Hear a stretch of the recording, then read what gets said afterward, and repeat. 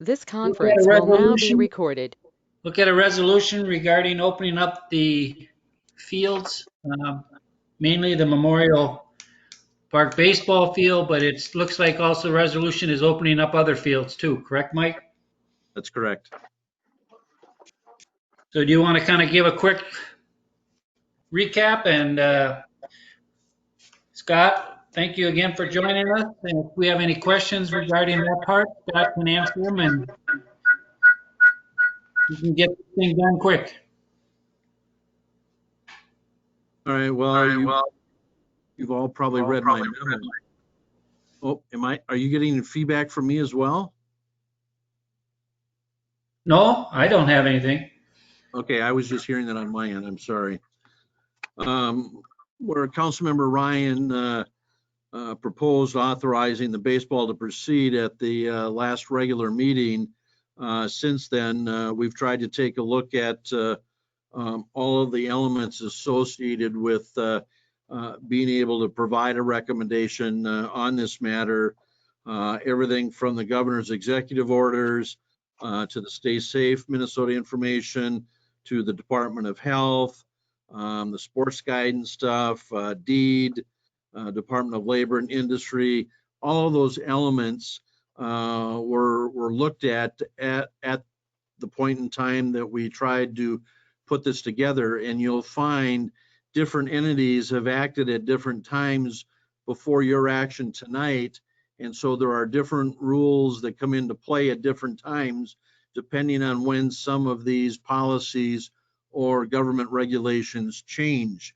There was also a question, I think it was Councilmember Wolf had raised a question about coverage from the League of Minnesota Cities Insurance Trust, who we touched base with to try to make sure that with whatever action that we were going to recommend or that the council was going to take, wanted to make sure that in the worst instance that hopefully that we would have coverage to ensure that we could indemnify the council in the decision that they would make to move ahead, because at the time we were talking about it, baseball wasn't necessarily authorized, and then that subsequently changed on June 19th, that became effective June 24th. And so in taking a look at all of that, I was prepared to potentially take an action as we talked about, but as we reviewed it with Scott, he felt that this really needed to be a decision where the council evaluated a number of different elements to ensure that all of the requirements got met, that the insurance action was covered by way of the council, looking at and evaluating all of the elements that we've tried to insert into the resolution that he's prepared. And so maybe that's as good a segue as I can to let Scott talk about what's contained in there and why he's recommending the process that he is with this resolution. Okay, Scott, you're on mute.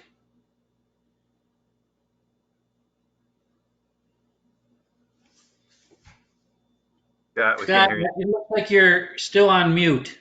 Your microphone is, there you go. Yeah, Thank you. I don't know what happened there. I don't know how that got clicked off like that, but sorry about that. No, Mike explained it pretty well, what were the basis for what we're looking at here.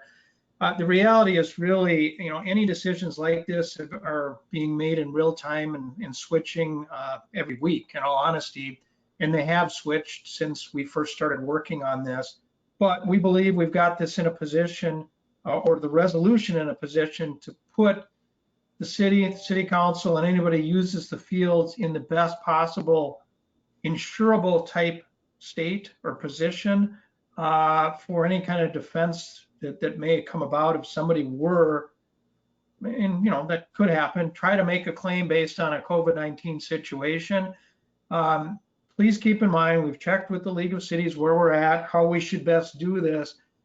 Any types of decisions that the council makes that we evaluate like this and you adopt a resolution for, puts us in a strong, what's called discretionary immunity type stance. And what that means is you've made a discretionary decision to open your field subject to certain requirements and parameters. Those requirements are, again, in real time, consistent with what the state has put in place, but also consistent with all of our insurance requirements that we already and always do follow.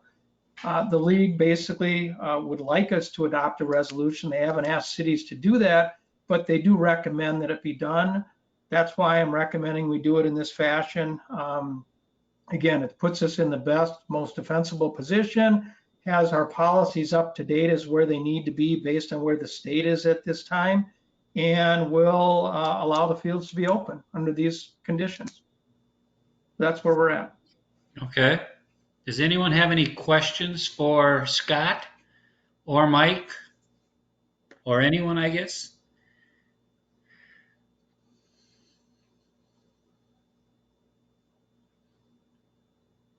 Okay, I guess I guess everyone kind of understands what the resolution is going to be doing.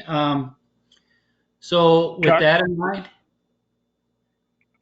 Chuck, this is Bruce. I have a quick question for Scott. Do you feel we met the due diligence requirements of the insurance trust fund? Yes, Bruce, I do. I believe we're putting ourselves in the best position here. We're following the recommendation of what their staff attorneys have provided to the city and to Mike directly through our insurance agent. So I think we are in a very good position, and we're doing exactly what the League of Cities has asked us to do. Great, thank you.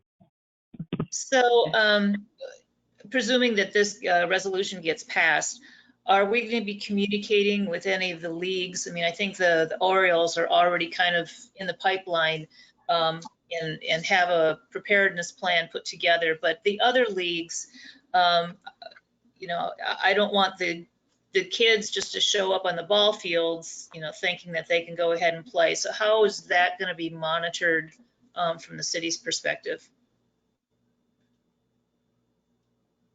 And we haven't had any inquiries yet, anything out of community ed for any organized ball at this point at all. Not on our Okay. field, no. Okay. But what we didn't want to do is we didn't want to just focus it and do just the Orioles Right. and then have something come up later and have to come back and redo it or repeat it. That essentially they'll have to kind of go through the same parameters that we're going through here to either rent or use the facilities. Is there a need for insurance? And so you'll see in the adoption of the policies under the ball fields what we've got, or that they added, the attorneys added to the back end of that policy. Right. No, I agree that it should be, you know, blanket for all of the ball fields. It only makes sense. And I would imagine maybe something on our city website or some communication through Janelle, you know, of what will be required. Just kind of some heads up. I've seen over by the middle school, and maybe it's school affiliated, that there's some baseball practice. So I just want to make sure that our, like, Northside Park and the other parks that have ball fields, that we just don't have kids showing up or practicing without having something in place. But they are allowed, Ken, are they not, under up to 25 can participate in an unorganized or an unregulated environment. Correct. They're Okay. allowed to do that under the latest statute that came out here on June 19th that allows that effective June 24. Yep, When we'd you have to say- ask about practice, but not games yet for the youth. Okay. So unorganized is, even though they're a team, they can practice. It's not just a pickup game. Okay. any other questions? Yeah, I'm right here. I just wanted to check with Scott on our legal basis, and then I wanted to check with Mike for the insurance underwriter. And I thank you both for doing the due diligence on this. And I'm good with the whole getting everybody back out. So I'm done. Okay. Any other questions or comments?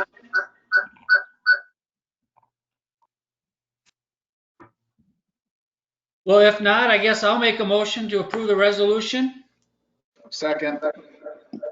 Was that Sean? Okay, I got a motion by myself, seconded by Sean Ryan. Is there any other further comments or questions? If not, we'll take a roll call vote. Maggie? Aye. Bruce?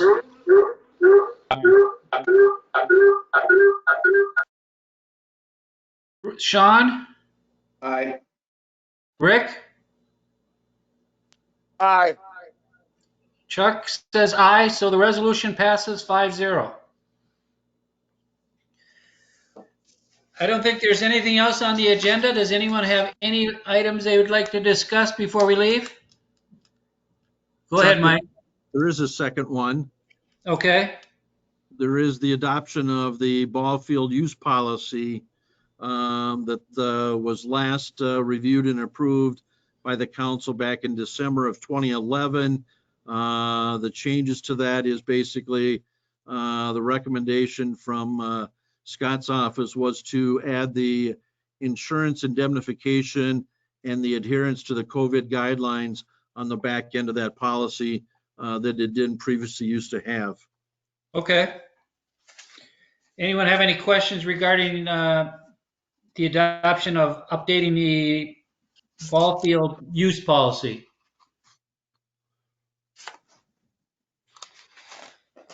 If not, I guess I'll look for a motion to approve that policy. So moved. This is Maggie. Rick, second. Okay, so I got a motion by Maggie Bass, second by Rick Seiler. Is there any other comments, questions regarding the use policy? Okay, if not, we'll do a roll call. Maggie, Aye. Bruce, Aye. Sean, Aye. Rick, Aye. and Chuck says aye, so that also passes 5-0. Now this, I don't think there's anything else, Mike? No, Okay, does anyone have any little miscellaneous they'd like to bring up? If not, I'll look for a motion to adjourn. Rick, you're so moved.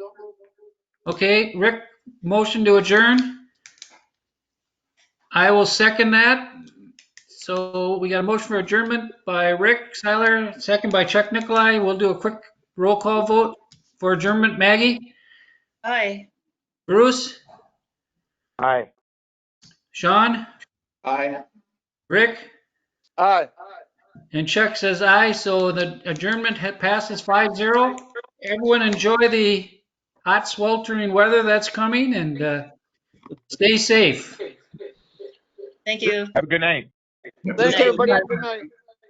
just as an FYI, and talking to the Orioles, and I've been in conversation with Nick Schenecker, their first home baseball game is not till Sunday, July 12th. Okay. Thank you.